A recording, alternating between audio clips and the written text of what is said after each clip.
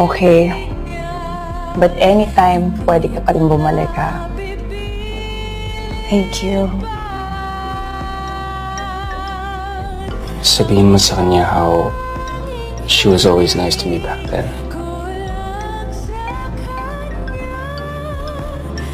Ma'am, inaalala ko po kung gaano po kayo kabait kay Gabriel noon.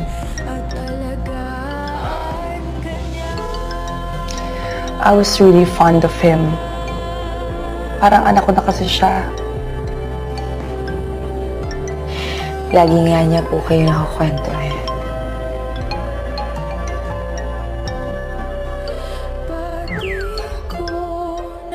I miss him.